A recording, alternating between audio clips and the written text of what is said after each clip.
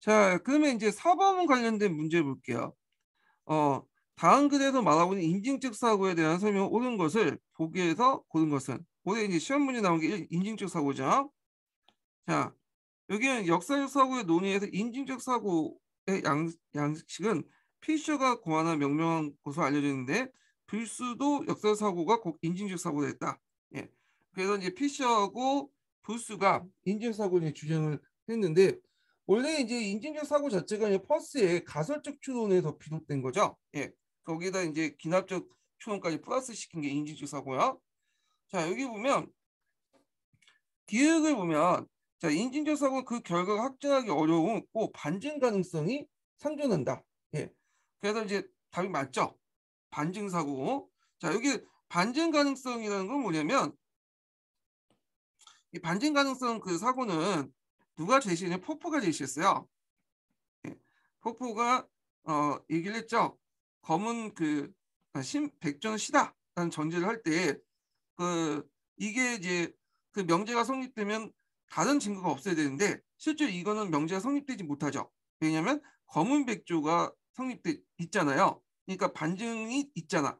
그러니까 어떤 진리가 참일 경우에는 그 참을 검증하기 위해서는 꼭 반증이 없어야지 뭐냐면 그 참이다 이렇게 해서 이제 퍼프가 얘기를 하는데 그래서 영업적인 어떤 그 사고 추리 과정이나 가설적 추론 과정은 항상 반증 가능성이 상중돼. 네, 이렇게. 그렇기 때문에 이걸 이제 뭐냐면 좀 플러스 시키고자 이걸 더 기납적 사고를 같이 플러스 시킨 거죠. 그래서 반증 가능성이 항상 존재하기 때문에 이걸 이제 보충하고자 기납적 사고를 통해서 반증 가능성을 최대한 뭐냐면 줄이고자 했던 거죠. 예. 그래서 그럼에도 불구하고 인증 사고는 가설적 추론을 바탕으로 했기 때문에 항상 반증 가능성이 존재하고 있다. 이렇게 보시면 될 것 같아요. 그래서 그 처음에 이제 피셔가 그걸 주장할 때 가설 연역적 사고, 그러니까 그 가설적 추론에다가 기납적 사고를 플러스 시킨 거는 반증 가능성이 항상 존재를 하기 때문에 가설적 추론은 이런 사례를 통해서 반증 가능성을 최대한 뭐냐 줄이고자 했던 건데 그럼에도 불구하고 가설적 추론 자체가 반증 가능성이 항상 내포되어 있는 내용이기 때문에 뭐냐면 반증 가능성이 존재를 하고 있죠. 자, 그래서 이런 것도 좀 기억을 해두시고요. 그래서 요번에 시험 문제 쓰신 분 중에 필시어의 그 인증적 사고의 특징을 쓰니까 반증 가능성이 상존한다 이렇게 이제 쓰신 분 있는데 거기 잘 남색지 읽어보시면 그건 필시어의 그 어떤 특징이라고 보시면 보기보다는 그냥 전반적 인증적 사고의 특징이라고 보시면 될 것 같아요. 예, 전반적 인증적 사고. 필시어가 그 얘기를 한 거는 그 가설 연역적 사고와 그 다음에 기납적 사고를 결합하는 과정에서 기납적 사고를 집어넣은 어떤 동기가 될 수 있죠. 반증 가능성은 예, 가설적 그 사고 자체가 반증 가능성이 많기 때문에 가설적 추론 자체가 기납적 사고를 보완하는 거잖아. 그래서 두 개를 엮어줄 수 있는 인증사고 두 개 엮은 동기는 될 수 있어도 그 자체가 피션의 어떤 그 인증사고의 특징이라고 볼 수는 없어요. 이거는 부스도 있고 피셔도 있고 하기 때문에 이거는 약간 좀 그래요. 이거는 예. 자, 하여튼 뭐 있고 그 다음에 이제 2번을 보면 자, 인증적 사고 능력은 편차는 교사의 교수 방법에 밀접한 관련이 있다. 맞죠? 요건 남색책이 있죠. 그래서 인증적 사고를 실험 연구한 사람이 이제 부수죠. 그래서 이 사람은 19세기에서 20세기 초에 중요한 사람들과 사건에 대한 사진과 그림 그리고 같은 시기 유명 연설이나 자료를 이제 발췌한 짧은 인용글을 학생들에게 제시하고 이를 분류해보고 했는데 그 두 가지 유형이 있어요. 외면적으로 분류한 유형들과 그 다음에 또 그 외면뿐만 아니라 그 밑에 보면 내면적인 걸 같이 분류한 거죠. 추상적으로 분류한 했는데 둘 다 이제 구체적 단계든 추상적 단계 다 인증적 사고지만 능력에 이런 편차가 보이는 것은 다 교사의 교수학습 방법과 가치관에 관련돼 있다. 그래가지고 요 인지사고의 어떤 그 관련된 실험 연구 관련된 내용 있죠. 자, 그 다음에 디귿을 보면 인증적 사고는 가설적 추론과 기납적 사고를 맞는다. 맞죠? 네. 그래서 두 가지를 냈다. 가설적 추론과 기납적 사고를 조합했다. 그래서 가설적 추론을 통해서 가능성을 찾고 그걸 이제 반증 가능성이 있으니까 이걸 이제 좀 보완하기 위해서 기납적 사고를 플러스 시킨 거죠. 그래서 인증적 사고가 나온 거죠. 자, 그래서 이제 기은, 니은, 디귿이 답이고요. 그다음 인지사고는 학습 과정에 관련된 내용 지식과 직접적 영향을 받지 않는다. 아니죠. 받는 거죠. 왜냐하면 인증적 사고 자체가 영역 고유 인지론에 속하기 때문에. 이건 파란책으로 나와 있죠. 파란책 보면 영역 고유 인지론자들, 영역 비판론자들, 영역 영일론자들 비판할 때 그 한 가지인 게 제시한 것이 그 인증적 사고야. 그래서 가설 영역적 사고가 아니라 인증적 사고다 이렇게 이제 주장을 하잖아요. 예. 그래서 올해 이제 시험 문제 나온 건 필서의 의견 요거 두 가지, 예.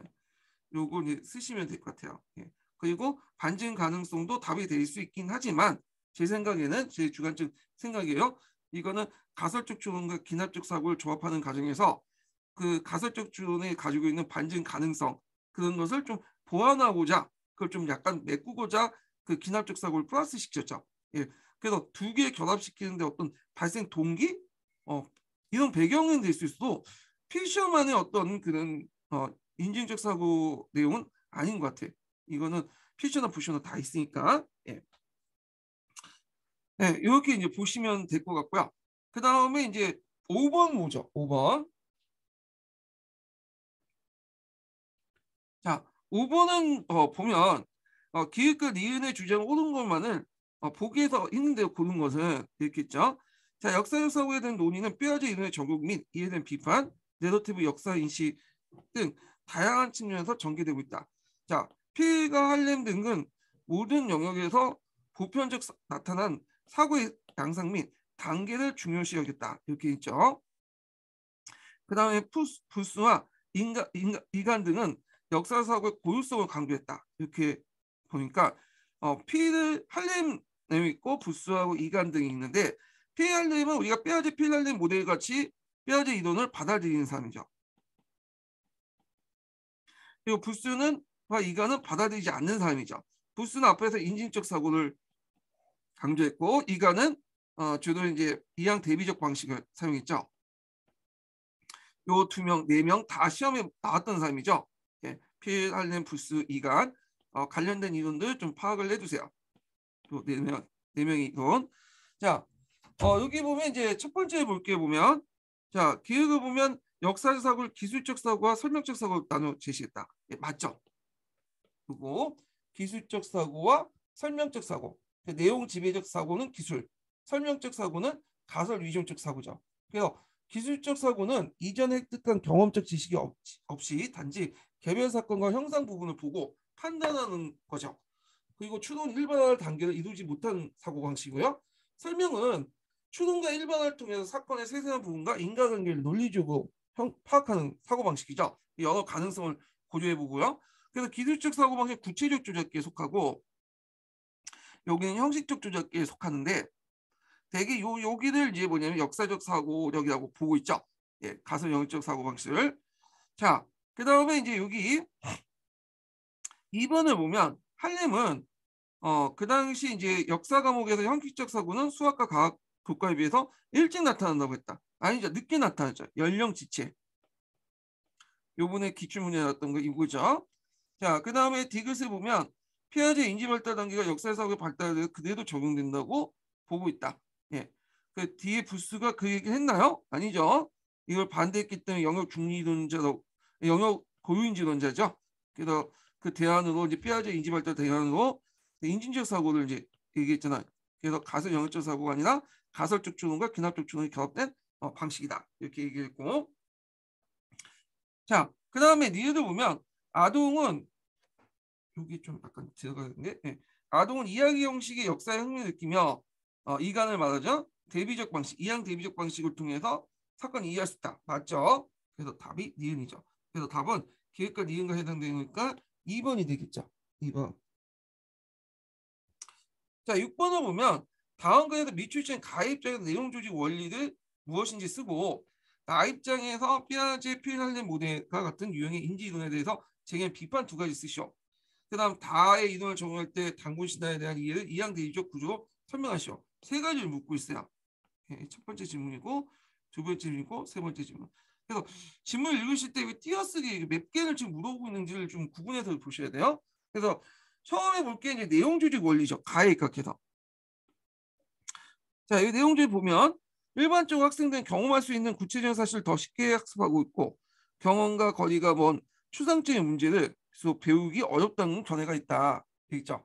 자, 요거는 한경학대법이죠.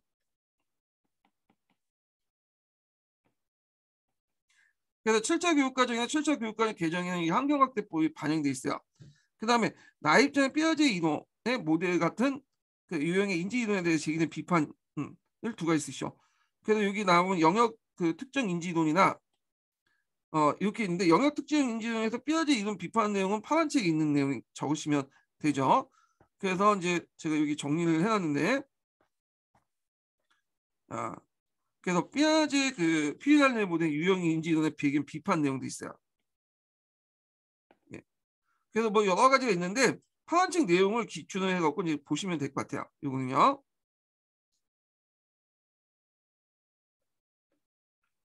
자, 그 다음에 이제 여기 보면 다이노를 적용할 때 당구 신화에 대한 이해에서 이항적 대입 구조가 무엇인지 쓰시오.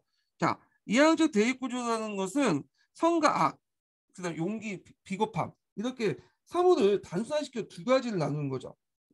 그래서 이건데 당구 신화 올 때도 이걸 이제 학생들 할 때 배경 지식이 부족하잖아요.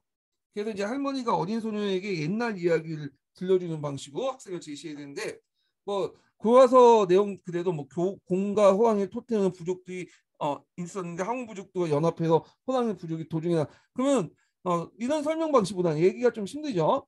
성급한 호황이가 참을성 있는 곰이 성급한 호랑이와 참을성 있는 곰이 동굴에 갇혔다가 호랑이는 기를 채우지 못하고 도망가고 곰은 약속을 지켜 항우를 겨냥했다. 이런 식으로 이야기를 하는 거야. 그래서 애들 수준에 맞게 이런 이항 대비적 방식으로 해야 된다. 그래서 제가 이제 예문을 한번 만들어봤는데 여기 있죠. 성급한 호랑이와 참을성 있는 곰이 동굴에 갇혔다가 호랑이 기회를 채우지 못하고 도망가고 곰은 약속을 지키지 못하고 변했다. 이렇게 이제 보시면 될 것 같아요. 그리고 참고로 이게 한경학대법으로 되어 있는데 계열성의 원리라고 했으니까 입각한 계열성의 원리니까 한경학대법도 되지만 또 계열성도 될 수 있어요. 왜냐하면 한경학대법은 계열성의 원리에 입각해서 만들어진 거잖아요. 그래서 계열성이나 뭐 한경학대법 두 개 중에 이제 하나일 것 같은데 정확한 답은 모르고 있고 자 일단은 이렇게 이제 이해를 해주시면 될 것 같고요. 자 이항 대비적 방식 같은 경우에는 갈색 책에 이간의 그 이항 대비적 방식과 수업 모델이 나와 있어요. 자세히 되어 있거든요. 한번 나올 가능성이 있어요. 갈색 책 중심으로. 그래서 이항 대비적 방식은 단순히 물어보는 게 아니라 갈색 책 관련된 내용의 그 수업 설명 방식과 관련돼 갖고 나올 수 있으니까 같이 봐주세요.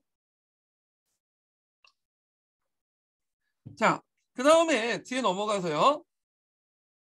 7번을 보자. 7번. 자, 보기에서 같은 역사 사고 형태는 가장 널리 유행하고 잘 알려진 고대사의 초기의 노예 형태는 강업과 농업, 수공을 종사했던 노예가 아니라 집안에 따른 노예이다. 왜냐하면 인류학자들 위해서 보통 연구되듯이 초기 그리스 로마에서 가족이 사회적 기초이기 때문이다. 자, 요거는 이제 2번 설명적 사고죠. PD 이제 기술적 사고와 설명적 사고 두 개로 나눴잖아요. 예. 그래서 기술적 사고는 눈에 보이는 것만 사고하는 거야. 근데 설명적 사고는 눈에 보이지 않는 그 이상으로 이제 사고하는 건데 뭐 원인이나 여러 가지 이동 끌어들이거나 일반을 끌어들이고 그런 건데 여기까지가 기술적 사고죠.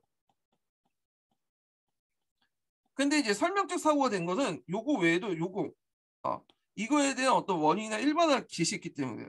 그래서 인류학자들 위해서 보통 연구되듯이 초기 그리스 로마에서 가족이 사회적 기초가 됐다. 이게 설명적 사고죠. 예. 그래서 2번 이렇게 이제 보시면 될 것 같아요.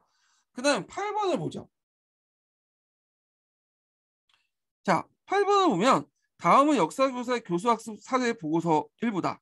자, 영역 고유인지론자들의 관점이 드러나는 것을 보기에서 모두 고른 것은 이렇게 있거든요. 자, 여기에 보면 이제 하나 풀어보면 자 20세기 한국사에서 주요 사건이나 의미나 해석을 스스로 이끌어내지 못하는 학생들에게 메타인지와 같은 사고 전력을 가르쳐서 작용하게 볼 수 있다. 자, 여기에는 메타인지라는 말이 있는데 메타인지라는 건 뭐냐? 어떤 사고에 그 넘어서 사고죠. 내가 뭐 하나고 기쁘고 그다음에 뭐 이런 것들 이제 사고를 할 때 감정을 할 때 그 사고 형태나 감정 형태를 정확하게 제 3의 시각에서 파악하는 거야. 예. 그래서 메타인지적 어떤 능력인데 이거는 영역 고인지론이 아니라 영역 중립인지론이에요. 모든 교과에서 적용될 수 있는 이론이죠.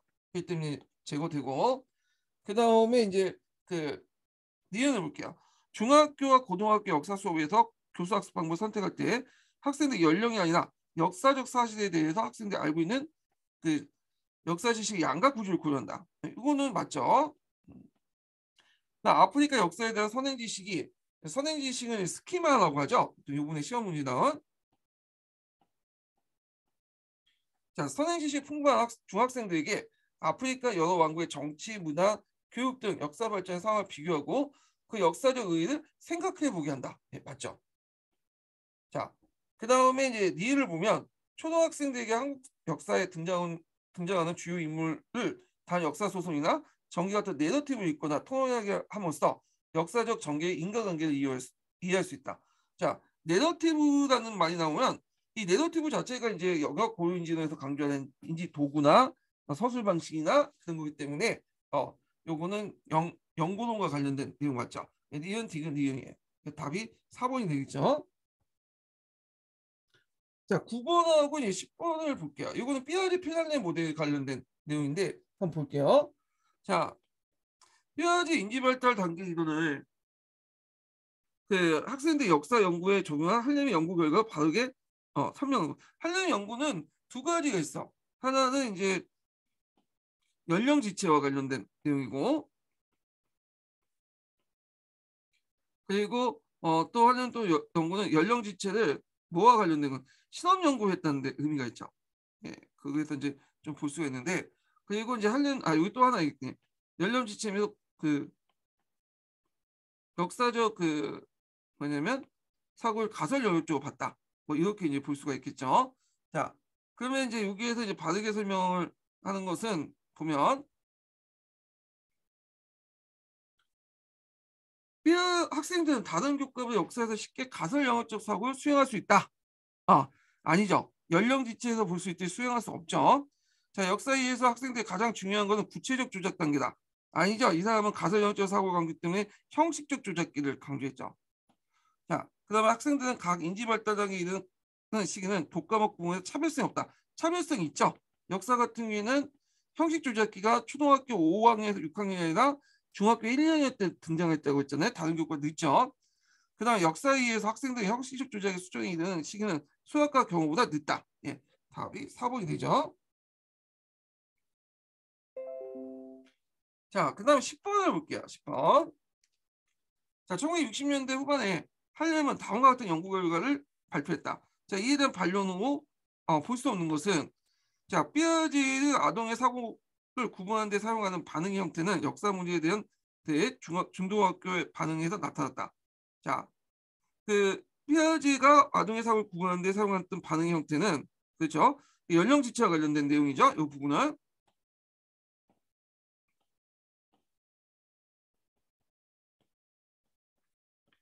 자, 일반적으로 학생들 역사 문제에 대해서 기대했던 것보다 낮은 수준을 추론하고 있다. 예. 이것도 이제 뭐냐면 연령 지체에 가는 거야. 예. 그 연령 지체 이후에 관련된 내용이 있어요. 이거.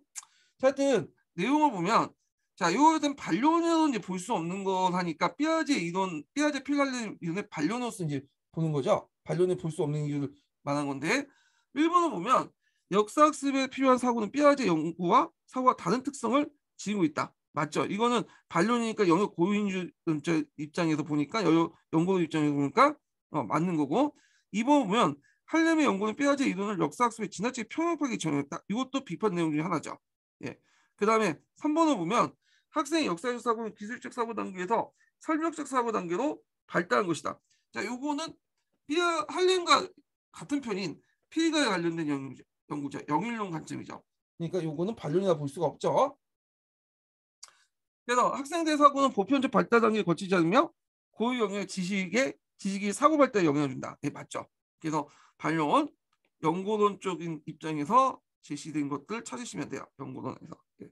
그래서 답이 아닌 거니까 3번이 되겠죠. 자, 그다음 11번 문제 볼게요.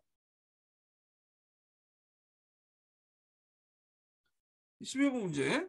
예. 11번 문제는 이제 잠깐만요. 이게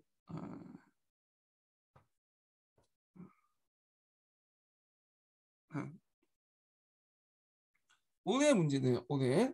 예, 11번 문제. 거기 제가 기출문제 분석 요약판에다가 11번 문제 답을 안 적어놨네. 올해 문제 답을. 예. 그래갖고 그 기출문제 분석 요약판을 가지고 계신 분, 그러니까 11.0이죠.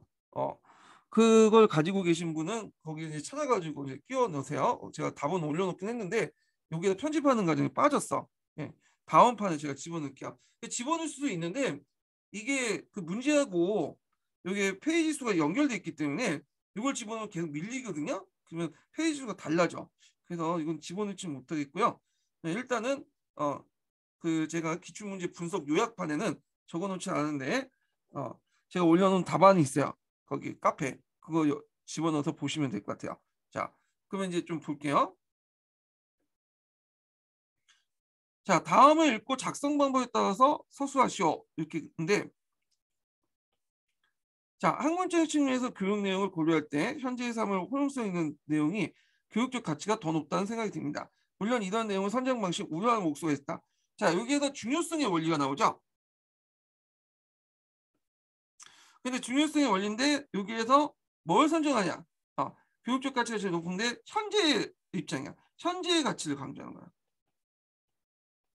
그래서 과거의 가치와 현재의 가치의 그 선정 기준이 있잖아요. 그중에 현재의 가치인데 현재의 가치는 이제 할 때 우려의 목소리, 비판점이겠죠. 어떤 문제점이 있냐? 자, 현재의 가치의 이제 문제점은 그 노란책, 뭐 파란책 읽고 그 내용인데, 자, 자칫 실용적 역사에 빠져서 역사 사실과 선택 해석의 기준이 오로지 목적의 적합성을 찾는 오류를 범하게 된다. 예를 들어 갖고 이제 그 대표적인 게 한국사관이나 뭐 그런 것들을 볼 수가 있죠. 동북공정. 자, 그리고 어떤 사건이 현재와 관계없이 역사성 자체만 중요하다는 사실을 외면할 수 있다. 예. 그래서 이제 이런 것도 있고, 그 다음에 문제 풀어보면, 자, 배교사가 밑줄친 니은같이 답한 이유를 할렘의 연구 결과에 근거해 서술하시오. 이렇게 있거든요. 자, 배교사 내용을 보죠. 학습 측면에서 인지 발달 단계도 고려해야 됩니다. 그래서 이제 중학생들이 의미 있는 추론을 통해서 사유 분석과 해석을 하는 것이 어렵다고 생각합니다. 이렇게 있는데, 자, 여기 내용을 쫙 읽어보면 요거는 이제 연령 지체에 관련된 내용이에요. 왜냐하면 이제 그 발달 단계 이론에서는 그 뭐예요? 학생들은 좀 약간 이제 그 늦게 나타나잖아요. 연령 지체가. 예. 그래서 이제 그 있고 되게 이제 가설 영역적 사고가 이제 나타난 측면에서 영역은 형식적 조작 기관에서 중학생들인데 중학생조차도 이게 뭐냐면 사회 분석과 해석하는 거 어렵다는 거야. 그러니까 이제 그 이유를 쓰라는 거야. 이유. 그러니까 어떤 분은 그 연령 지체에서 그 내용 자체를 쓰라고 하는데 이 주체를 보시면 알겠지만 중학생들이잖아. 중학생들. 예. 그리고 연령 지체 자체만 쓰면 좀 약간 안 맞는 게 중학교 중고등학교 시절 때 이제 뭐냐면 그 나타난다고 하잖아요. 예. 형식적 조작 형식적 사고 방식이 그 역사적 사고 나타나는데 여기 보면 나타나도 어렵다는 내용을 쓰는 거잖아요 지금요. 예. 그러면 연령 지체 관련된 내용을 보다는 그 이유를 쓰는 게 더 합당하지 않아요? 저는 그렇게 생각하는데 예. 연령 지체를 쓰면 중학생이 왜 이렇게 어렵게 냈는지 얘기를 못 하잖아. 단순히 그냥 늦게 나타난다 그 내용뿐이고 근데 여기 잘 보시면 늦게 나타나는 불구하고 중학생인데도 불구하고 지금 그걸 못했다는 거냐 어렵다고 생각하면 이게 예문이 잘 만드는지 못 만드는지 모르겠지만 하여튼 저는 그걸 왜 어렵게 생각하는 이유로 써야 될 것 같아. 그러면 연령지체보다는 연령지체가 왜 이렇게 늦게 나타나 연령지체에 나타나는 이유 같은 거 이게 더 훨씬 더 합당한 얘기라고 저는 생각하거든요. 예. 이게 참 약간 초등학교로 고쳤으면 좋겠는데 이게 중학생으로 해놨어. 그래서 요건 약간 문제의 오류인 것 같은데 왜냐하면 중학생들 입장에서 나타난다고 돼 있는데 왜 늦게 나타나냐 이걸 얘기를 해야 될 것 같은데 초등학교에서 의미 있는 추론을 사용 못한다 이런 내용이 들어가야지 맞는 것 같아. 연령 지체에 쓰면 그 이유도 쓸 수 있고. 근데 이거는 약간 좀 안 맞긴 한데 일단은 정리해서 얘기하면 일단 이 주체가 중학생들이야.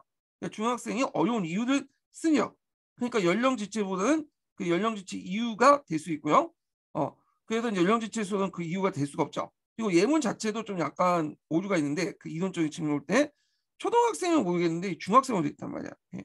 그래서 요거는 연령 지체설 내용을 좀 쓰긴 쓰는데 이게 사례가 좀 안 맞는 사례죠. 이게 일단 오류인데 우리가 오류 따질 수는 없고 그래서 저는 이제 뭘 했냐면 연령 지체에서 이유를 적어놨어요. 그 남색책 있죠.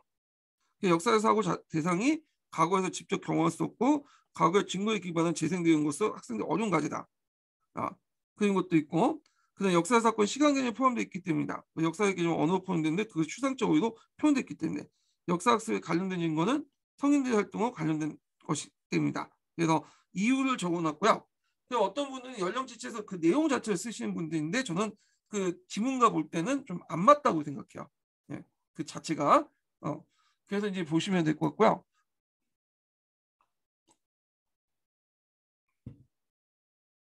자, 그 다음에 이제 여기 보면 밑줄진 디귿의 명칭을 쓰고 이에 가까운 가로 안에 니은을 쓸 것 이렇게 있거든요. 자, 일반적 사고의 발달 단계가 모든 교과에 적용되지 않으며 교과별로 특수한 그 학습 연구를 강조하는 이론이 있다. 이거 쉽죠? 이거는 뭐 기초에도 자주 나왔고 했는데 요거는 연고론적 입장을 씁니다. 영역 고유인지론. 어떤 분은 그 연고론 쓰시는 분은 없겠죠? 줄여서 이제 연고론 이렇게 쓰면 틀려요. 이건 우리끼리 이제 줄여서 말하는 거고 영역 고유인지론 이렇게 딱 정확하게 쓰셔야 되고 자, 적절한 비계를 제공하면 학생들의 의미나 사료학습과 분석이 가능한데 이 비계 이론은 이 구성주의와 또 연결돼 있죠. 비고치피의 사회적 구성주의. 예. 그래서 이제 있고 그래서 이제 그 정도의 수준에 따라서 학생들이 가지고 있는 니은의 영향이 크다고 한다. 니은의 대역할 것은 이제 뭐냐면 선행 지식, 그 다음에 뭐 스키마, 그 다음에 이제 지식의 구조, 요 정도 내용이 들어갈 것 같아요. 선행 지식, 스키마, 지식의 구조. 예. 그리고 어떤 분은 관련 영역 지식이라고 얘기를 해버렸는데, 요거는 좀 제대로 안 맞는 것 같아. 이게 물론 파란책에 있는 내용이 있지만 관련 영역 지식 이렇게 해버리면 어떤 문제점이 생기냐면 영어, 수학, 뭐 한문 이런 거 다른 교과 다 관련돼 있잖아. 역사가. 그럼 여기 다 포함되어 있는데 여기 위에 보면 지금 최 교사 얘기를 들어보면 여기 보면 일반적으로 사고 발달 단계의 모든 교과에서 적용되지 않으며 교과별로 특수한 교수 학습 영역을 강조한 이동이 있다. 이렇게 전제를 해놓고 있잖아요. 연구론적 전제. 그럼 연구론 입장에서 뭐냐면 그 선행 지식 관련된 내용을 써야지. 만약 관련 영역 지식을 이렇게 써버리면 요 디귿 지문과 이제 배치되는 거죠. 최 교수의 말하는 의도하고는. 그래서 저는 요거는 안 맞는 것 같아. 그래서 답은 그 도식, 선행 지식, 지식의 구조. 네, 이런 것도 있고 그 유사 답안으로 제가 대본 지식을 집어넣었어요. 대본 지식은 이제 앞에서 읽은 것처럼 스키마 일종이잖아요. 예. 그래서 있는데 대본 지식 자체가 스키마가 아니기 때문에 영향을 받았지만 약간은 이제 좀 거리가 멀긴 하는데 그래도 연결돼 있으니까 집어넣고요. 예. 자, 그 다음에 이제 뒤에 넘어가서 1번을 보자. 1번. 1번을 보면 자, 밑줄진 두 가지 흐름을 SCO 있는데 이 공사적 참고로 그 일반 사회나 지리도 구성주의 강조해요. 역사과만 강조되는 게 아니라 지휘과 일사과도 구성주의 다 강조해. 예. 그리고 7차 교육과정도 이 구성주의를 바탕으로 해서 수행평가가 나온 거죠. 그래서 지식 가정 같은 걸 강조하잖아요. 그러니까 변국과적인 어떤 테마야. 주제죠. 자, 그래서 이제 내용을 보면 자, 7차 교육과정은 학습자 중심의 구성주의 이론을 배경으로 하고 있다. 구성주의는 지식의 순수하게 주관적인 사유를 통해서 구성한다는 기초하고 있는데 구성주의는 지식이란 학습자의 경험을 토대로 능동적으로 구성된 삶의 과정이다.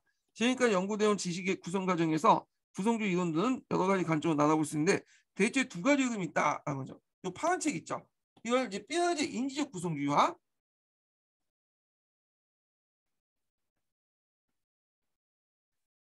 그 다음에 앞에서 비계 이론과 관련된 비고측 피의 사회적 문화적 구성주의가 있죠.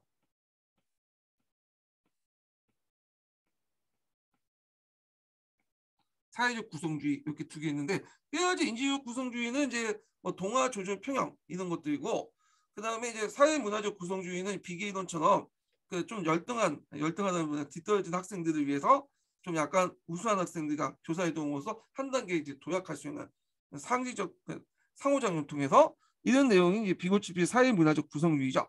자, 그다음 2번을 볼게요. 2번은 구성주의하고 수행평가 연결돼 있어. 원래 구성주의와 수행평가 연결된 거라 했잖아. 실제 교육 과정에서요. 자, 그럼 내용을 볼게요. 자, 교사 A는 개항 이후에 일제 강점기에 이르기까지 사회 경제적인 변화를 내재적 발전에 의해 설명하고 그에 반대되는 학생이 식민지 근대화론을 소개했다. 그리고 학생들이 두 이론에 대한 자신의 생각을 말하도록 했다. 그래서 두 개의 이론을 소개하고 학생들이 두 개의 이론을 말하라고 했잖아. 네, 두 이론의 자신의 생각을.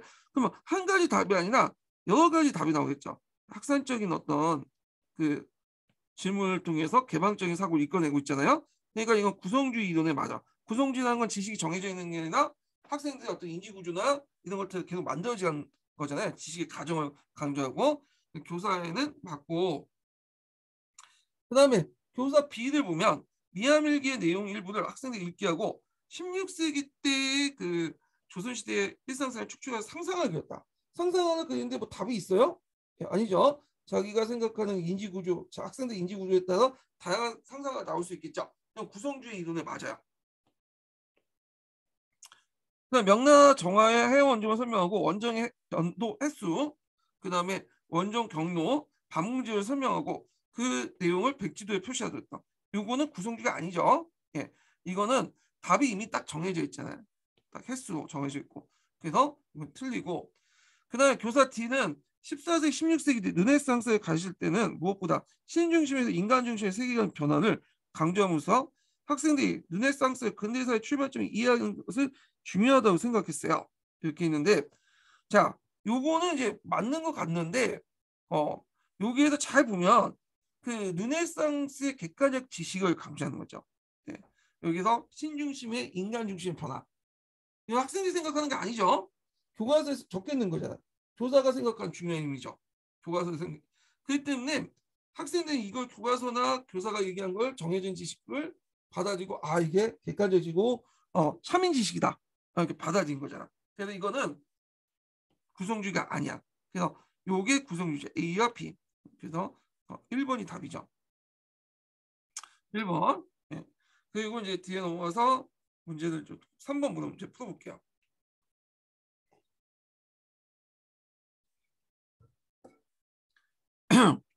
자, 다음을 읽고 물음에 답하시오. 예. 프랑스 혁명 설명하는 수업에서 김 교사는 마리 앙뚜아네트와 관련된 이달을 도입했다. 예, 교사는 학생들이 마리 앙뚜아네트 목걸이 얽힌 목걸이 사건인데 마리 앙뚜아네트는 이제 목걸이 가지고 이제 갖다 팔고 사기 쳤다는데 중간에 마리 앙뚜아네트 핑계로 해갖고 이제 그 사기 친 건데 관련이 없는데 얘는 잘 모르는데 하여튼 이것 때문에 마리 앙뚜아네트 이미지가 되게 나빠졌어. 자기는 관련 없는데 사기꾼들이 이제 그래갖고 서로 추기경이 뭐 속고 속이는 그런 관계였는데 마리앙과는 상관없는데 하여튼 이게 프랑스 혁명에 좀 약간 이제 직접적인 원인이 됐던 사건이에요. 마리앙과의 목걸이 사건. 관련된 내용을 제가 적어놨나? 목걸이 사건을? 예. 적어놓진 않았네. 한번 찾아서 보세요. 예. 목걸이 사건 자체가. 자, 그래서 목걸이 사건을 들어본 적이 있냐고 물었다. 만학생 아니요라고 대답했다. 교사는 그러면 잠깐 이야기해보자. 말과 함께 목걸이 사건은 학생들이 이야기해줬다. 그리고 교사는 이 이야기를 이해하고자 참고할 맥락을 학생들에게 제공하기 위해서 프랑스상을 개발했다. 자, 여기에서 이제 목걸이 사건을 이야기를 해주는 거는 내러티브죠. 이야기. 그 내러티브는 양날의 칼이라는 의미 있죠. 그래서 이제 내러티브를 통해서 뭐냐면 일관성 있는 구조와 정보를 조직하고 상상과 감정이 효과적이지만 공산적 이야기를 꾸미거나 관련되지 않는 부분을 홍용하는 단점이 있어요. 그래서 그것을 단점을 메꾸기 위해서 뭘 집어넣는 거야? 맥락을 집어넣는 거야. 맥락. 그래서 이 맥락은 구성주에 연결돼 있죠. 삐아제 동화, 조절, 평형 중에 어디에 해당이 있어요? 조조지죠. 왜냐하면 이야기 자체에 5개념이 많기 때문에요. 5개념이. 그래서 이야기 자체에 이제 뭐 이거는 대본 지식을 바탕으로 하기 때문에 5개념이 되게 많아요. 예. 그래서 5개념을 이 동화를 조절로 맥락을 통해 개선시켜 주는 거죠. 그래서 여기에서 이제 맥락의 의미가 뭐냐? 맥락의 의미는 그 역사 사건의 주제나 배경, 연대기에 대한 개관을 통해서 이루어진다. 그래서 이걸 통해 학생들은 역사적 이야기의 형식에 담겨진 가공만이 아니라 증거를 통해서 실제 내용과 탐구의 결과라는 걸 인식할 수 있다라는 걸 이제 할 수 있죠. 내용들. 예, 그걸 좀 기억을 해두시면 되고요. 이게 이제 언제 문제냐면 공군형 2차 관련된 문제예요. 요거는 이제 그 요거 관련된 그 문제뿐만 아니라 뭐와 관련된 프랑스 대혁명 간청 관련된 문제들이 있어요. 이걸 이제 서양사 관련된 문제와 연결돼서 시험 문제 내는데 제가 이제 편하게 역경 관련된 부분만 떼가지고 문제를 낸 거야. 여기 편집을 한 거고 다음에 서양사 관점과 관련된 내용은 뒤에 이제 서양사 관련된 할 때 프랑스 대혁명 할 때 그때 또 얘기를 해보기도 하죠. 자, 그 다음에 내러티브로 보죠. 내러티브. 최근에 이제 내러티브가 한다 안 나왔다 최근에 좀 약간 나오잖아요. 예. 그러면 좀 볼게요. 자, 1번 문제는 뭐냐면 내러티브는 두 가지 종류가 있어요. 예, 갈색책 보면 문학적 내러티브야. 그 다음에 역사적 내러티브가 있죠. 그래서 문학적 내러티브는 문학하고 역사는 동일하다. 그리고 동일하고 그래서 역사 사실은 알 수 없다. 이 내용이고 자 역사의 내러티브는 문학과 역사는 다르고 한 수단으로서 내러티브를 사용하지 그 문학이 아니라는 거죠. 내러티브는 사실은 존재한다. 그 내용이야. 그래서 요 문학적 내러티브를 이제 강조하는 입장은 대표적인 하이트라는 사람이에요. 하이트. 이 사람은 역사학자가 아니죠. 문학 평론가예요. 이 사람은. 예. 그래서 이제 하이트 내용이 있는데 잠깐 제가 요 관련돼서 기출문제 관련돼 갖고 제가 이제 역사적 내러티브와 문학적 내러티브를 비교한 표가 있어요. 제가 이제 강의 시간 때 설명을 해놨긴 했는데 이 표를 보고 갈색책 내용을 이해하세요. 갈색책 내용을 보시면 알겠지만 세 장에 거쳐서 문학적 내러티브와 역사적 내러티브를 설명하는데 그 내용이 중구난방이에요. 그래서 이거 보면 이해 잘 안 되는 부분이 있어. 근데 그 표를 보시고 제가 그 만드는 표를 보시고 접근해 오면 되게 쉽게 이해가 돼요. 예, 보면 내용을 보죠. 자, 역사 교육에서 역사 소수에 대한 논의는 학생들 역사 이해와 관련해 중요하다. 자, 하이트는 역사 서수에서 서수의 형식 서사의 내용을 결정한다고 본다. 그래서 표식 결정된 내용 자체보다는 그의 주장에 따르면 사건 자체는 어떤 줄거리도 어떤 이야기도 제공하지 않는데 동일한 사건에서 여러 종류의 이야기를 꾸밀 수 있다는 사실을 이를 잘 보여주고 있다. 예컨대 왕의 죽음이라는 사건을 대해서 각각 시장, 종전, 인행, 모티브를 부과하며 기승전결을 부과하면 자, 이런 다른 종류의 세 종류의 이야기를 만들 수 있다. 그래서 이야기는 이제 뭐냐면 일종의 음식 만들 레시피에 불과한 거고 레시피를 이제 가지고 어떻게 조리하고 만들 때에 따라서 음식의 맛과 양이 달라지잖아요. 이게 중요하다는 거야. 이야기 자체가. 예. 이야기 자체보다는 그걸 어떻게 꾸미냐. 이걸 강조하는 거죠. 그러다 보니까 이 문학적 내러티브에 속해요. 예. 그러면 문학적 내러티브에 속하는 내용들을 보면 자, 그 역사 소수의 은유, 한유 등 같은 기법을 이용한다. 맞죠? 예, 그래서 그 내러티브는 하이트는 역사의 내러티브는 비유적인 설명에서 문화적 인공문화 생각했어요. 뭐 은유, 한유, 제유, 역설 이런 것 등이요. 그래서 이거 맞고 그 다음에 이제 니은을 보면 서사는 역사적 사실 증거를 통해 발견되며 역사 상상을 약화시킨다고 했다. 발견이 된 것은 원래 있는 것을 몰랐다가 발견된 거잖아요. 자, 이거는 그 문학적 내러티브가 아니라 역사적 내러티브라고 볼 수 있죠. 자, 그다음에 서사는 역사 사건들이 실제대로 정확하고 묘사된다고 있는 그대의 사실 보여준다고 해요. 아니죠. 여긴 가공되고 만들어진다고 하잖아요. 이것만 잘 읽어보시면 이거 풀 수가 있어요. 예, 이거는 역사적 내러티브와 관련된 내용이고 서사는 역사가 역사사를 부여한 것이며 예, 푸시죠. 기승전결 이렇게 한다고 했잖아요. 여기 있나? 예. 그래서 동일한 사건이 여러 종류의 꾸밀 수 있다는 사실을 보여주고 있고 각각 시작, 종교, 이행의 모티브를 부과한다. 이 내용들과 연결돼 있죠. 푸스에 의해서 만들어지는 것이고 역사적 사실 자체에 내재된 것이 아니라고 했다. 이거는 문학적 내러티브예요. 근데 거꾸로 이제 역사적 내러티브는 그 이야기 속에서 구조를 이끌어낸다고 했죠. 푸스를 이게 좀 달라요. 근데 여기는 프로 자체를 속에서 이야기가 만들어진다 이렇게 되는 거예요. 역사에 사실 부정한 거고, 그러니까 기획과 이해가 관련된 거니까 답이 2번이 되겠죠. 자세한 설명은 제가 이제 기출문제 분석해서 해놨으니까 좀 보시고요. 자, 2번을 볼게요. 2번은 내러티브에서 관련된 중국의 어떤 역사 소수 관련된 내용이에요. 자, 보면 자, 유가적 윤리관을 판단 기준으로 삼아 서술했다. 예, 맞죠? 예, 그래서 이제 경사일체적인 어떤 그 서술 방식이 들어가 있죠. 단순한 소재의 나열이 아니라 전후사실 흥미있고 조리 있게 구성됐다. 아니죠, 이건요. 자, 중국에선 정근대 역사에서는 뭐냐면 이거 우리나라도 역사 소수 마찬가지지만 뭘 강조해? 수리부작을 강조해. 수리부작. 그래서 이제 이거 예전에 한국사하고 또 관련돼서 나왔죠. 이게 뭐냐면 공자가 얘기하기를 역사는 기록될 뿐이지 난 창작하지 않는다. 그래서 그대로의 직설을 강조하죠. 그래서 그러다 보니까 일찍부터 문학과 역사를 분리시켰어. 그리고 뭐냐면 역사를 분리시키면서 문학적인 어떤 그 목적을 분리시킴으로써 소설과 허구의 담론을 억압했죠. 예, 네러티브 욕설을 제외하고, 예, 그러면서 이제 뭐냐면 요거하고 맞지가 않아.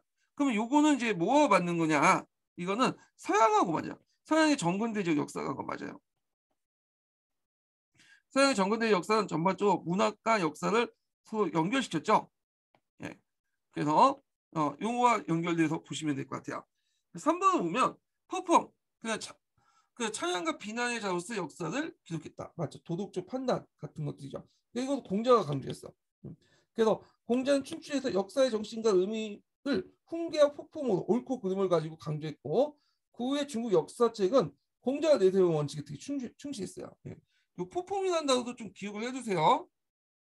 예. 요것도 물어볼 수 있죠. 요거 어디 역교론보다는 그 수리분석처럼 그 한국사에서 물어볼 수 있을 것 같아요. 한국 사학사에서. 예. 그 다음에 이제 4번을 보면 포준적인 왕조사, 즉 정사는 주로 기전체 방식으로 구성되어 입각해서 서술했다. 맞죠? 그래서 이제 보통 그 정사를 25사라고 하잖아요. 사화천 사기부터 시작해서 25사까지 쭉 구성되는데 이 25사는 대개 보면 기전체 형식으로 정리했죠.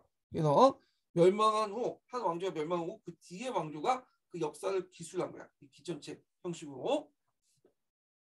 우리나라도 마찬가지 삼국상이나 뭐 고려사도 이제 기전체에 관련된 내용이 또 구성돼서 그 전에 왕조의 역사를 정리를 했잖아요. 자, 3번을 볼게요. 자, 다음은 역사적 내러티브에 대한 서술이다. 여기에서 제시된 특성을 고려해서 조사가 역사 내러티브를 통해서 수업할 때 유의점을 쓰시오 이렇게 했는데 요거는 그 05년도도 기출문이 나왔던 건데 이 05년도에서는 파란 책밖에 없었어요. 예. 그래갖고 요건 그때 당시 논문책에서 냈거든요. 근데 지금은 거의 갈색책 내용에 남색책 내용이 다 들어가 있어요. 예. 그럼 보면 자, 역사 내러티브는 구성의 소재가 되는 역사 사실의 선택이나 프로 구성에 따라 관점이 달라질 수 있는 것이어서 다양한 목소리의 존재하는 건 당연하다. 따라서 역사는 서로 다른 내러티브 사이에 끊임없는 투쟁을 볼 수 있다. 그러면 여기에서 볼 수 있는 내러티브 특성은 뭐냐면 한 가지 원인뿐만 아니라 다양한 원인도 제공해야 된다. 다양한 목소리라고 했으니까.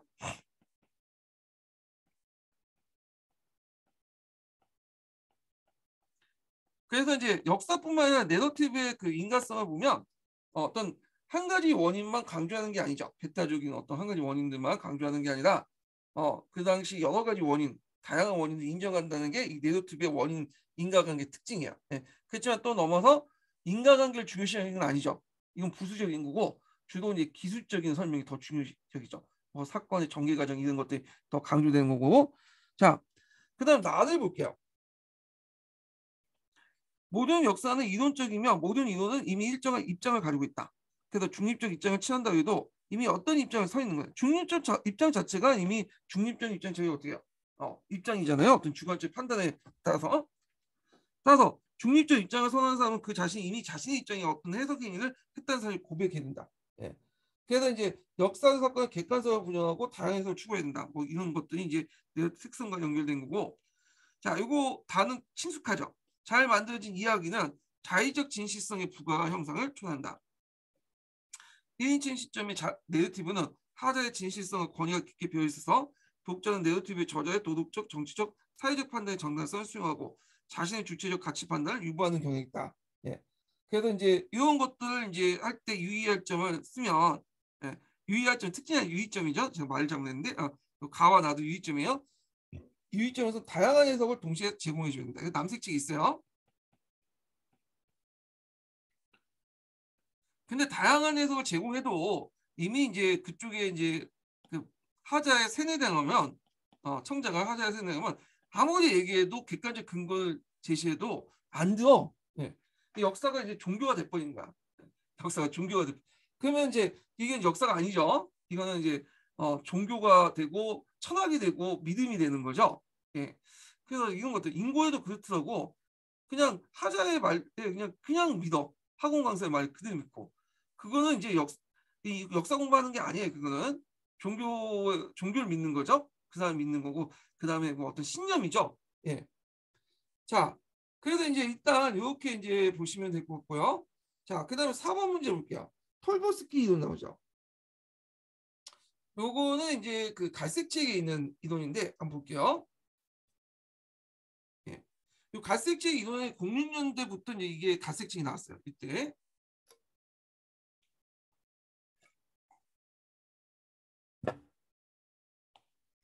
자, 톨보스키는 역사 내러티브에 그 속에 담겨있는 시간의 내용에 따라 세 가지 유형을 나눴다. 그가 들고 있는 다음 사례는 각각 어느 유형에 속하는지 각 유형의 두 특징을 두 줄 이내에 쓰시오. 이렇게 있거든요. 자, 톨보스키는 연보, 연대기, 연민한 의미의 역사 이렇게 나눴죠. 자, 1939년 9월에 유럽에서 제2차 세계대전이 있다. 자, 2차 세계대전은 그 당시 사람들은 몰랐죠. 예. 그래갖고 이제 이거는 후대 사람들이 이제 뭐냐면 역사 사건을 보고 판단하는 거야. 그래서 나름대로 역사적 사실에 대한 인식이 내포돼 있죠. 후대 사람들 인식이. 그래서 이걸 뭐라고 하면 엄밀한 의미의 역사.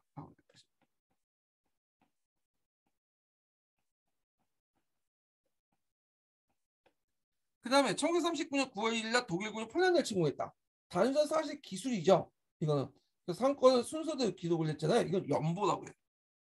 연보는 객관적 팩트를 강조한 것 같지만 1939년 9월 1일 날 독일군이 폴란드를 침공한 사실만 있어요? 되게 많았겠죠. 예. 그런데 그 중에 여러 많은 사실 중에 요걸 딱 기록했다는 건 이게 중요하다고 생각하기 때문인 거죠. 그래서 이것은 이제 그 당시의 세계관, 연보 작가의 세계관, 인간관, 역사의식에 따라서 9월 2일 독일군 폴란드 침공선이 중요하다고 생각해 선택해 기록한 거죠. 예. 자, 그 다음에 이제 달을 보면 20년간 지속된 평화의 시대 앞에 있는 사건을 인용했죠. 유럽에서는 아마도 전쟁 세계가 끝났다. 독일은 폴란드를 침공했고 이로써 유럽의 전쟁이 시작됐다. 자, 이거는 이제 앞으로 미래에 예측한 거죠. 그래서 역사적 사실뿐만 아니라 그 앞에 전해 있는 사건들과 앞으로 나타나는 그 내용까지 의견까지 들어가 있는 거죠. 자, 요걸 이제 뭐라고 하냐면 연대기라고 해요. 연대기. 엄밀한 의미 역사, 연보, 연대기 유형 쓰시면 되고요. 그 다음에 여기 보면 이제 그 가의 특징을 쓰라고 했잖아요. 엄밀한 의미의 역사. 그래서 이제 쓰면 역사적 사건의 결과에 대한 지식 활용을 했고 역사 사실에 대한 인식이 내포되어 있다. 이렇게 쓰시면 되겠죠. 그래서 이것도 한번 기출문이 나올 가능성이 있어요. 이게 06년도 나왔기 때문에 거의 한 15년 넘어가죠. 그래서 한번 이거 나올 가능성이 있어. 이거 꼭 파악을 해두시고 자 5번을 볼게요. 5번은 뭐와 관련된 내용이냐면 역사에서 쓰이는 텍스트의 종류와 관련된 거야. 그래서 세 가지가 있다고 했죠. 내러티브 텍스트, 사료 테스트, 그 다음에 또 하나 뭐지? 네. 설명적 테스트 있죠. 그래서 이제 요 테스트와 관련된 특징들을 물어보는 건데 요게 이제 비잔틴 제국과 관련된 예문도 있잖아요. 이건 갈색 책에 있는 예문이에요. 갈색 책에 그 내러티브 테스트와 관련된 예문이에요. 그러니까 이 내러티브 관련된 장점을 가장 적절한 것은 이렇게 쓰시면 되겠죠. 자, 그러면 1번을 볼게요. 역사적 사실을 근거해 서술 방법을 알 수 있다. 자, 역사적 사실을 근거해서 역사 서술하는 방법을 알 수 있는 거는 내러티브 테스트가 아니다. 이거는 사료 테스트를 볼 수 있죠. 자, 그다음에 인간적 필연성에 따라 역사 설명하는 방법을 학습할 수 있다. 요거는 이제 설명적 테스트에 적합하죠. 그다음에 이제 3번을 보면 역사적 사실의 관점에 따라 새롭게 구성되는 걸 알 수 있다. 예, 요거는 답이 맞죠. 자, 그다음에 개념과 일반을 활용하여 논리적 역사를 설명하는 방식을 학습했다. 그러니까 개념과 일반을 논리적으로 하는 거는 주로 설명 테스트가 적합해요. 체계적으로 할 수 있으니까. 그다음 과거 모습을 있는 그대로 살려내는 것이 역사가 하는 일이라고 할 수 있다. 요거는 사료 테스트가 있죠. 과거 있는 모습을 그대로 살려. 이거 뭐와 관련된 건 랑케 사관하고 연결되잖아. 랑케는 자아소고를 강조하면서 역사가의 어떤 주관적 가치 판단을 제시시켰죠. 그리고 사료와 연결되죠. 자, 그래서 답이 3번이 돼요. 3번. 자, 그 다음에 6번을 볼게요. 6번은 뭐와 관련된 거냐면 내러티브의 전반적인 특징들을 얘기한 거야. 역사의 내러티브의 특징들. 예, 요거는 이제 문학적 내러티브나 우리 앞에서 역사 내러티브 다 포괄해서 얘기를 하는 거야. 그럼 보면 자, 다음 글에 제시된 역사적 내러티브에 대한 설명으로 옳은 것을 보기에서 모두 고른 것은 이렇게 있죠. 자, 역사교육 관점에서 내러티브는 역사 소설과 인식 도구에서 그 유연성이 부각되었다. 특히 밍크 하이트. 참고로 이 밍크 하이트는 그 역사적 내러티브의 개념을 중요했다. 자, 이때 내러티브는 얘네들은 생각하는 내러티브는 역사적 내러티브는 문학적 내러티브와 동일하다. 이런 관점이죠. 예. 그런데 이제 여기에서는 이제 맥락상 그 지문과 연결시켜 볼때 그 링크 하이트의 어떤 문학적 내러티브의 성격보다는 그냥 이걸 문학적 내러티브와 역사의 내러티브, 역사가들 생각의 역사의 내러티브를 포괄해서 물어보고 있는 거야. 예, 요거는요. 요 밑에 보기 지문하고 연결시켜 볼 때. 자, 하여튼 이 개념은 역사 교재 개발에 영향을 미쳤다. 이렇게 있죠. 자, 그러면 여기에서 역사 내러티브에 대한 설명을 이제 맞는 걸 이제 고르면 자, 집단적 일반적인 보다 개별적으로 독특한 것을 강조했죠. 여기. 그래서 그 내러티브는 개별성과 독특한 점을 강조한다. 그래서 과학적 일반화와 법칙을 추구하지 않는다는 거. 근데 이제 개별적 사실들을 무질서에 나열한 것처럼 보이지만 실제 내용을 보면 공통된 주제로 설정해서 묶어내는으로써 다양성 내 통일성을 또 서술했어요. 자, 다양성 내 통일성이라는 개념은 제가 그 기출 강의 때 설명했어요. 기출 강의 그 본 강의 때 북소년 경기도 서브노트 강의 때 설명했죠. 여기 있고 그 다음에 이제 니은을 보면 두 사건이 필연적인 인과관계를 지시한 것보다는 두 사건의 개연성을 강조한다. 맞죠?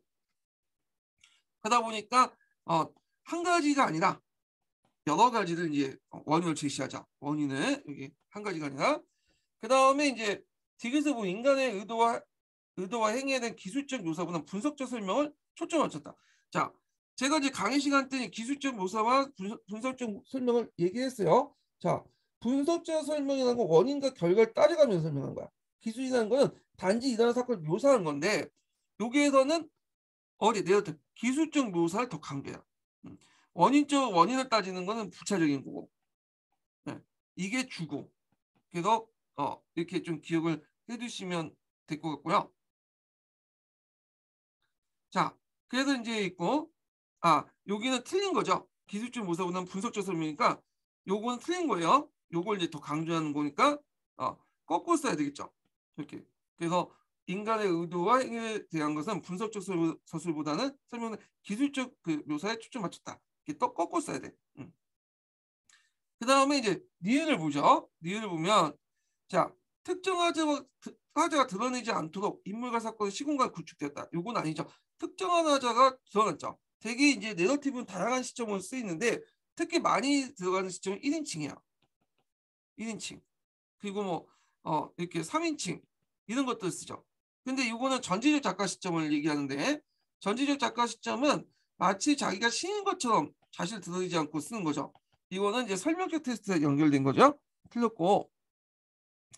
그러나 역사의 사실은 중립적 용기가 아니라 특정한 이데올리적 정치적 함의를 가지고 있다. 이건 밍크 화이트의 관점인지 여기 들어갔는데 이건 맞죠?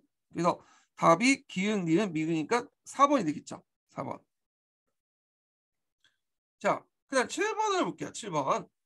자, 다음과 같은 방식으로 서술된 글을 학생들이 읽을 때 학생들 역사 이해에 미치는 긍정적 영향과 부정적 영향을 쓰시오 이렇게 했어요. 그래서 우리가 역사 속의 인물을 살피다 보면 평가가 엇갈린 인물들 마주치게 됩니다. 율리우스 카샤르도 그 중에 한 명이 나왔는데 나 역시 카샤르는 한편은 위대한 지도자로서 또 한편은 권력을 탐하던 독재자라 생각해요. 너는 어떻게 생각하니? 하면서 쭉 읽죠. 자, 이런 것들을 보면 문학 작품인 거 볼 수 있지만 이 주내용은 문학 작품보다는 그 뭐냐면 이거는 뒤에 이제 문학 작품인데 관련된 소개고 전반적 6에서 6까지는 내러티브와 관련됩니다. 그리고 이 문학 작품에 될 수 없는 게 서술된 글을 학생이 읽을 때 서술된 글이니까 내러티브죠. 만약에 이 문학 작품에 초점을 맞췄으면 뭐 갈리아 전기나 이런 거에 초점을 문학 작품이나 아니면 역사 교육의 소재로서 이런 말이 나와야 되겠죠. 근데 이건 서술된 글이라는 말이 나왔기 때문에 이건 서술 형식과 관련된 거야. 예. 그래서 발문이 지금 뭘 물어보는지를 잘 봐야 돼. 발문이. 그래서 발문을 이걸 무시해버리고 그냥 자기가 생각하는 그 몇 개만 눈에 딱 띈 것만 보고 답을 쓰면 틀려요. 예.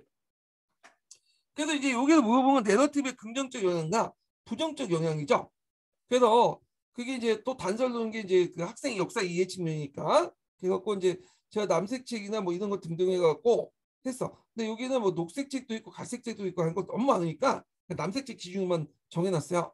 그래서 갈색 책과 녹색 책 내용에도 있어요. 갈색 책 내러티브 서술 내용과 또 녹색 이야기 수업인데 여기 너무 하도 많이 답안이 설정될 수 있으니까 제가 남색 책 내용을 기준으로만 제시를 했어요. 7번 내용을 잠깐 볼게요.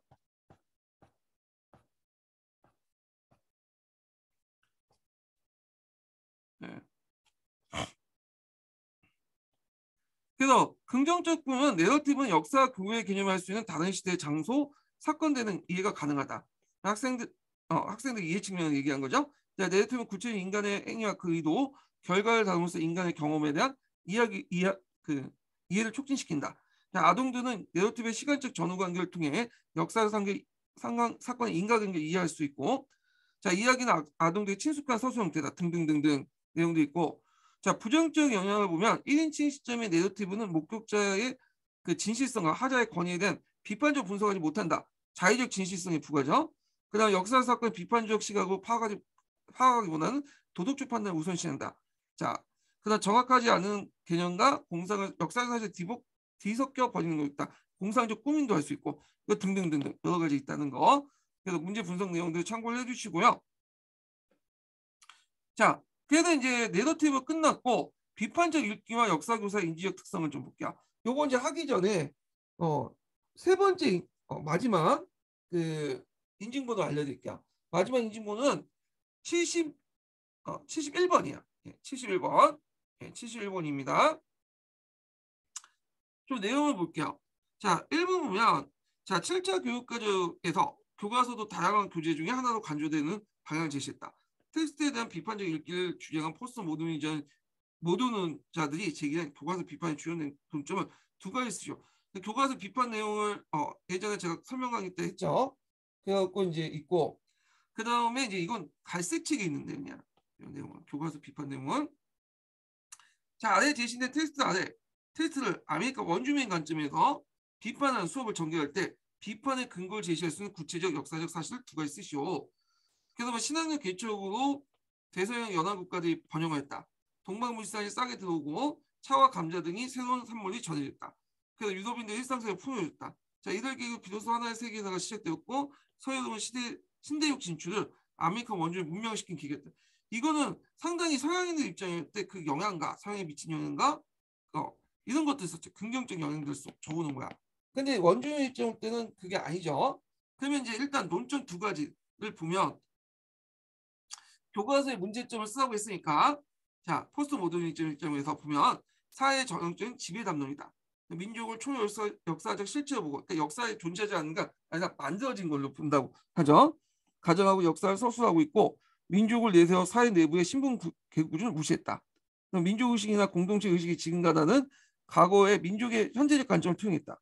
정치 권력의 지배 이득을 착용했다 등등이고, 그 다음에 이제 원주민 입장에 쓰면 원주민 입장부터는 원주민 문화가 파괴됐고 대량의 약탈가 착취당했죠. 천연두와 혼역 같은 질병은 원주민이 격감됐고, 그 다음에 플랜테이션 그 경작 방식을 통해서 당연 농작물 재배를 통해 재해 침략성이 노출됐다 이런 거죠. 이거는 서양사와 관련됐기 때문에 적용하는 문제이기 때문에 정확한 답은 몰라요. 다만 이런 맥락에서 답이 구성될 수 있다는 거죠. 반대측 입장에서 보니까. 자, 그래서 이제 이런 식으로 이제 문제 봤고요. 그 다음에 2번 문제 볼게요. 2번 문제. 자, 이거는 이제 뭐냐면 역사를 안다와 그리고 이 역사를 안다에 따라서 이게 역사를 안다가 뭐겠어요? 역사 교사가 학생들이 가르쳐야 할 점들, 중점적으로 가르쳐야 할 점들 얘기하죠. 그에 따라 교수학습 방법도 달리해야 한다고 했잖아요. 요거와 관련된 거야. 예. 자, 이번 부분 가와 나의 역사 수업에서 교사가 추구한 역사 안다는 의미와 그것이 강조한 수업 방법이다.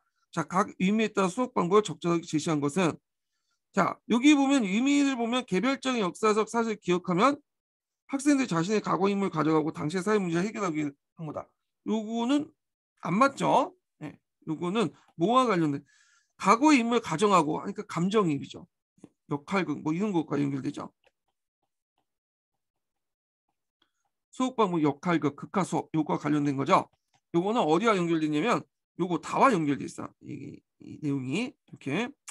자, 그다음 나는 역사적 사실 인간관계를 강조하는 거. 그래서 특정한 공명이나 사건의 중심으로 서로 다른 역사의 경험을 비교 분석하고 공통점과 차이점을 파악한다. 요거는 안 맞죠. 일단 요거는 맞죠. 예. 공통점과 차이점을 잠깐만요. 안 맞아. 제가 착각했어. 요거는 그 역사 인간관계니까 사료학습 관련된 거죠. 지식의 가정 이런 것들과 연결돼서 보시면 되고, 그 다음에 이제 그 역사 행위의 동기나 목적에 대한 이해. 그래서 출처과 감정이입을 강조하잖아요.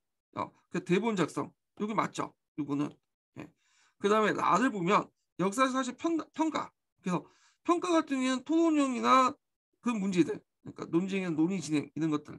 토의나 토론 관련된 내용이겠죠. 그래서 답은 나죠. 예. 그래서 5번이 돼요. 5번. 그래서 제가 이게 이제 관련된 문제 유형이 좀 몇 개 더 나왔거든요. 그래서 제가 유형을 정리해 놨어요.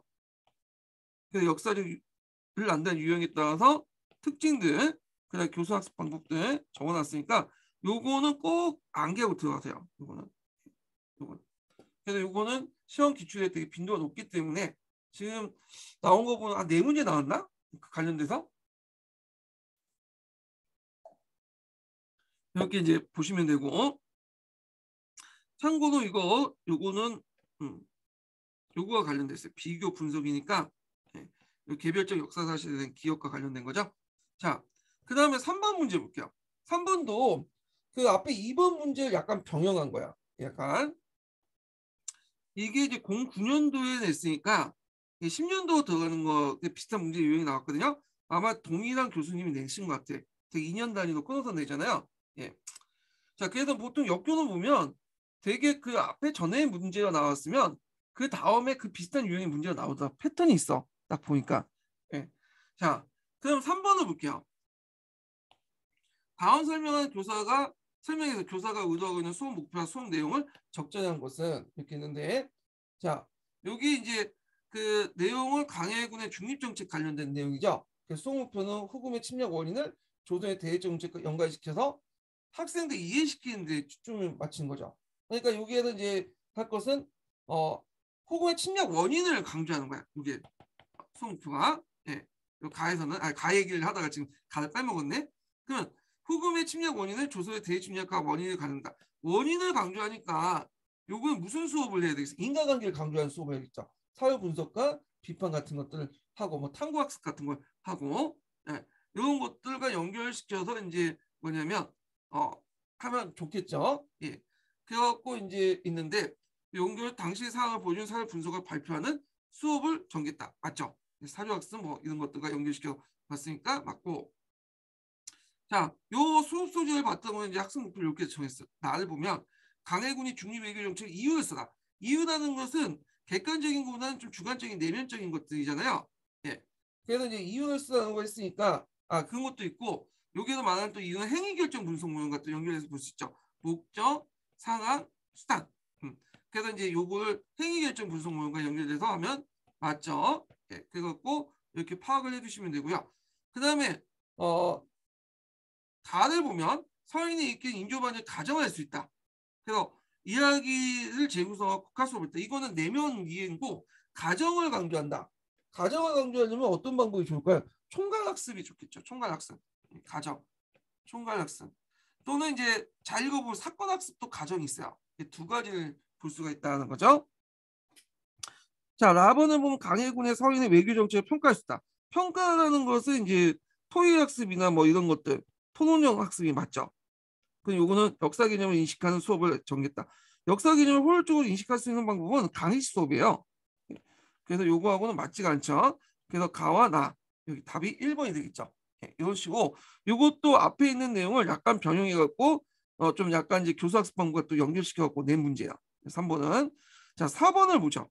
4번.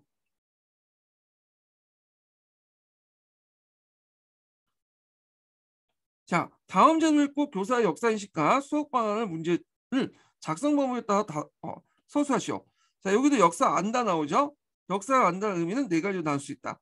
교사가 어떤 나눌 수 있다는데 이거 오타네. 네. 자, 나눌 수 있다. 그래서 역사 교사가 어떤 의미로 그 학생들 가르치고자 하는가에 따라서 그에 합한 합당한 예. 교수학습 방법이 달라진다. 이렇게 이제 하시면 되겠죠. 합당한. 그러니까 이모군란 주제의 역사를 안다는 네 가지 의미 해갖고 기읍, 니은이 있는데 자 여기 1880년 이모군란이 일어났다. 결국은 일본이 교관이 사회됐다. 요거는 이제 뭐야? 팩트죠. 그래서 개별적인 역사 사실에 대한 기억을 강조하는 거죠.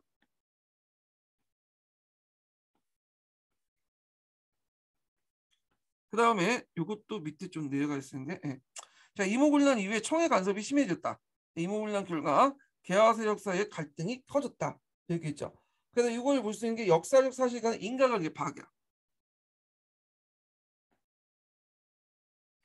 그래서 여기 이모군란 후에 청해 간섭이 심해졌고 그래서 이모군란 후에 했다. 이것 때문에 이제 이모군란이 일어나는 그 원인을 제공하고 있잖아요. 그래서 결국에는 그 이모군란이 일어난 거죠. 그 역사적인 이해가 있고 그다음 역사 사실 평가가 있죠. 그다음에 이모군란의 수업 방안에서 이제 수업 유형이 있는데 디귿은 이제 있고 교수학습 활동 관련해서 이모군란이 개화사에게 미치는 이거 왜 그래? 제가 잘못 건드는 건데 예.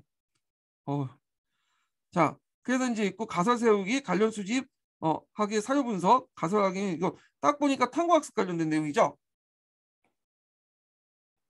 그래서 탐구학습은 사료학습과 연결된다고 했죠. 자 그러면 기획과 니은의 내용을 순서대로 쓰셔. 기획은 이제 뭐냐면 개별적인 역사 사실에 대한 기억.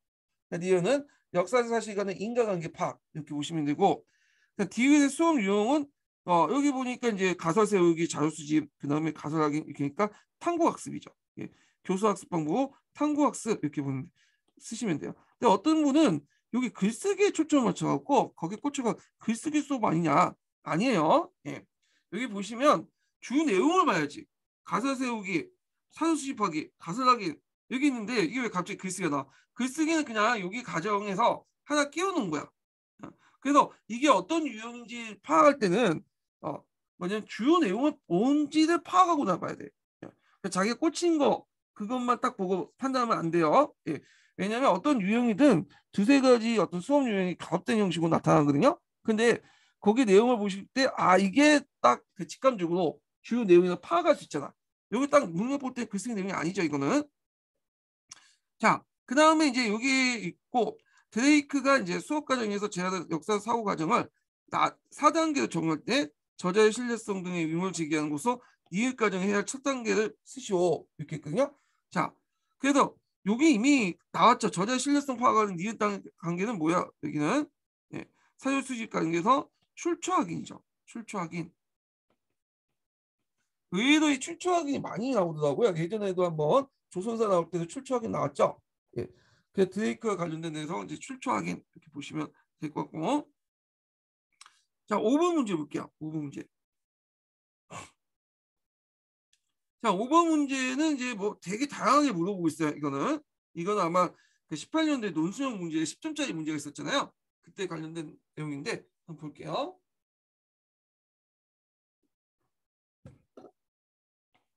자, 자료 1번, 자료 2번, 자료 3번을 바탕으로 작성 방법에 따라 학생들 참여형 수업의 방법에 관련된 것을 논술하시오. 그래서 역사 1급 정교사 자격 연수 강좌 주제는 뭐 학생 참여 수업과 수업을 어떻게 할 것인가. 영수생 1이 있죠. 그리고 그 다음에 뭐 역사교 목적이 어디에 둘 것인지 쭉 있는데 요건 다 하긴 좀 그러니까 일단은 문제 풀어보면서 해볼게요. 자, 1번을 보면 기억을 보면 영수생 1위 요구한 슐만의 이론을 바탕 쓰시오. 자, 요거는 이제 앞에서 보시면 알겠지만 내용 지식 풍족하다고 생각이 들지 않지만 막상 교실에 들어가면 수업이 매끄러지 못합니다. 그래서 경험이 풍부한 선배 교사로서 수업에 유용한 아이들을 추천해 주십시오. 이렇게 했는데 이건 슐만 관련된 내용 중에 어디와 관련된 거야? 예, 그 교수 내용 지식과 관련된 거죠. 교수 내용 지식. 그래서 이걸 바탕으로 이제 이론을 이제 서술하시면 되고요. 그 다음에 자료 2번을 보면 이게 어디가 자, 자료 2번에 보면 이제 그 참고해서 니은에 관련돼서 니와 하이트의 이제 논쟁을 쓰시오. 예. 그래서 역사의 목적 어디에 둘 것인가. 자, 요 니와 하이트의 논쟁은 남색 책에 있죠. 역사의 목적 관련된 내용이 있어요. 그래서 역사 자체 하이트는 역사 자체가 학교 교육과 구별되는 목적을 가질 수 있으나 교과로서는 역사는 역사 연구 자체보다 학교 교육의 목적에 충실해야 된다. 그래서 학교 교육의 역사의 목적이 뭐야? 민주시민 양성이죠. 우리도 지금 마찬가지예요. 미국이 영향을 받기 때문에 민주주의 시민 양성을 되게 강조해. 여기 어디야? 여기. 자, 그다음 니의 견해는 가치 중립적 병역적 목적을 강조하면서 역사는 내재적 가치를 가지고 있으며 다른 정치적 목적에 이용해서는 안 된다. 그래서 정치 목적에 위한 역사를 이용한 객관성과 이타성을 해소한다. 근데 이에 대해서 하이트가 반론을 하죠. 네가 생각하는 그 자체도 충실하기 위해서는 뭐냐면 이 민주시민의 정성이 더 중요하다. 왜냐하면 과연 사회적인 어떤 그 가치 범위 속에서 학생들이 그 판단에 벗어날 수 있냐. 그러니까 결국 학생들 판단도 사회적 범위 안에서만 하는 거잖아요. 예. 그러니까 이 사회적 범위를 다양하게 수용하고 가치적 지식을 가치 분석 그 가치를 그러니까 역사 사실을 잘 분석하기 위해서는 다음에 민주시민의 다양성을 인식해 줘야 된다. 이 내용이. 하이트와 이제 니의 견해에 관련된 내용인데 제가 여기다가 기출문제 분석에다 예를 들면서 아주 조목조목하면서 설명을 해놨어요. 이거야. 예. 요 관련된 내용이. 예. 그래서 한번 읽어보시면 쉽게 이해가 되실 거야. 예, 이거를. 자, 그 다음에 이제 세 번째 질문을 볼게요. 디귿의 학생 활동에 위한 교사의 조건 두 가지를 쓰셔. 조선이라고 써놨네. 예, 조언이 조언. 조건이 아니라 조언. 예, 오타예요. 수정해 주시고. 자, 그러면 디귿 학생 활동을 좀 볼게요. 여기 지식의 형성자로서 학생 스스로가 텍스트를 재해석하고 재구성하는 건데, 자, 여기 이제 이걸 뭐라고 보냐면 비판적 읽기와 쓰기를 해석해야 돼. 이 부분을. 예, 비판적 읽기와 쓰기. 그럼 비판적 읽기와 쓰기를 원활히 하게 한 수업으로서 조언을 해주면 요거는 자기 입장에 쓰는 게 아니죠. 교과서에 있는 내용을 쓰셔야 돼요. 네. 그래갖고 이제 이 교과서에 교과서 한다. 갈색책 있는 내용을 쓰셔야 돼요. 기본서에 있는 내용을. 자, 기본서에 있는 내용 한번 볼게요. 예. 아이고 어디 있어? 예. 자, 여기 보면 제가 이거 다 끝낼게요. 이거 지금 도중에 끊기가 좀 그래가지고 쉬는 시간 없이 그냥 쭉쭉 나갈게요. 예.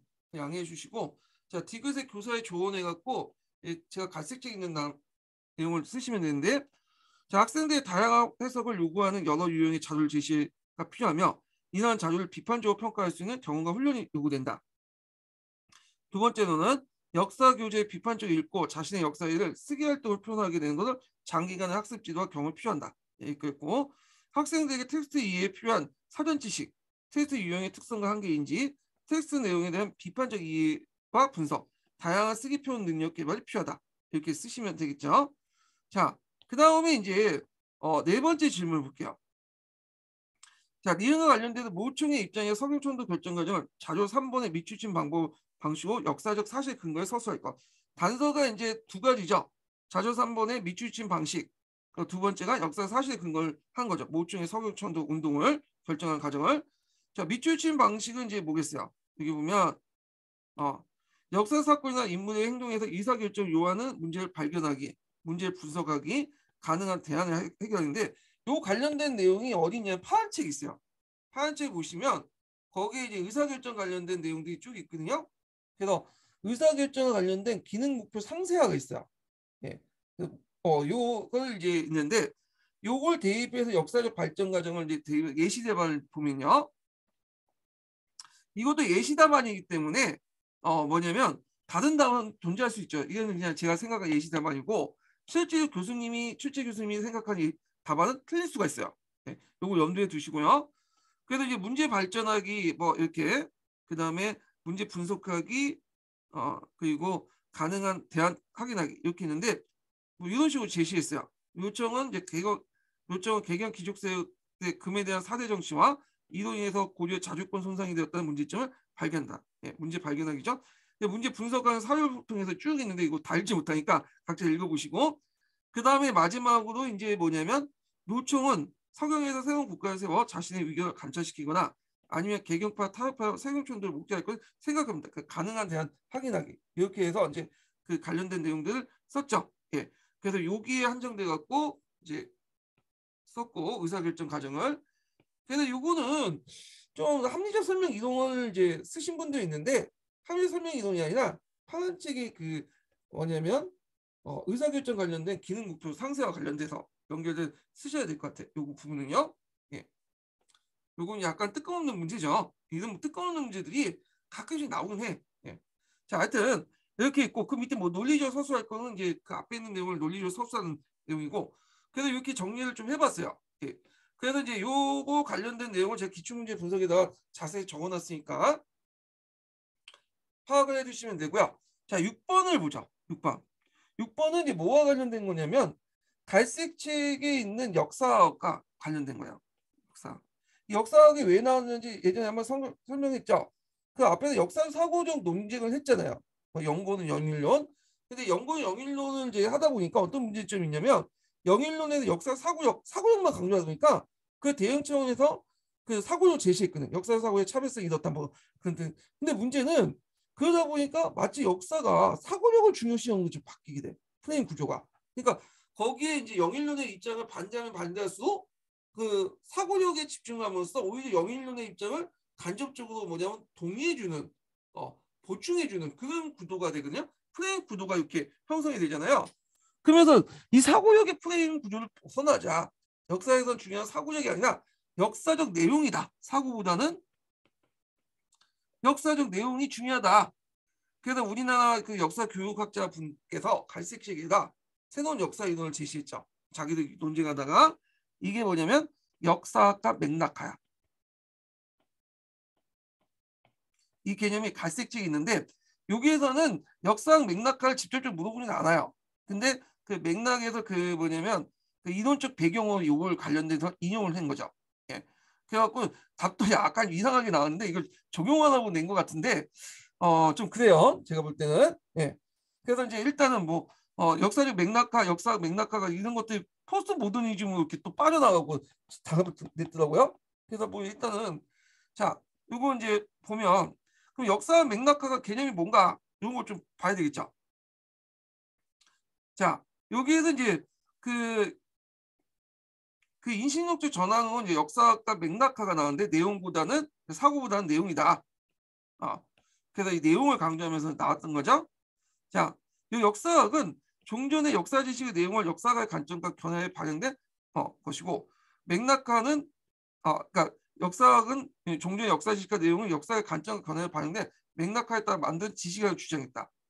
그래서 맥락화는 그 역사 지식의 맥락화는 역사의 한자의 관점을 설정한 구도에 따라서 과거의 현상을 삽입시킨 걸 역사적 기록을 정해질 때 과거의 조각과 그림을 완성한 거야. 뭐 등등인데 예를 들어갖고 그 마르크스가 역사의 생산수단을 둘러싼 계급투쟁의 역사이다.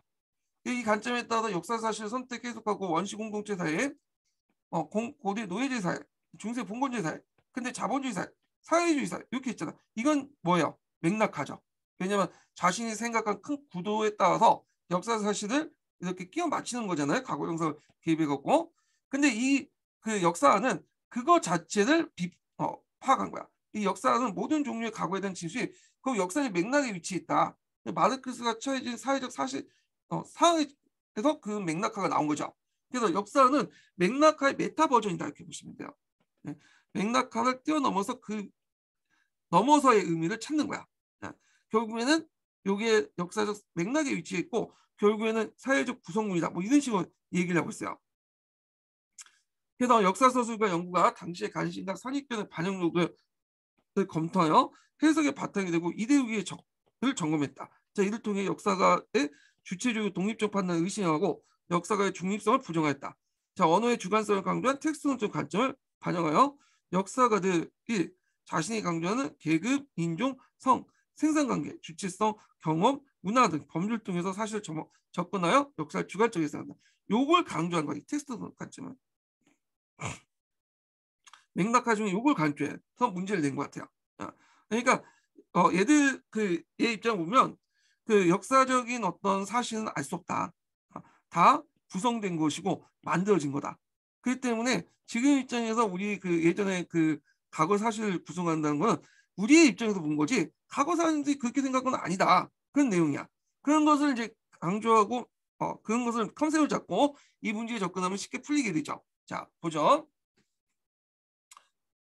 자, 가는 이제 그 두 명의 교사가 역사 텍스트의 비판적 읽기 관점에서 그 가와 나의 자료를 읽고 나눈 대화다. 자, 자료 읽고 작성 방법에 따라 소수하시오. 여기 보면 나와 다가 이제 어떤 자료냐면 정근대의 동아시아 외교적 특징 현재 얘기했어요. 조공책본 관계죠.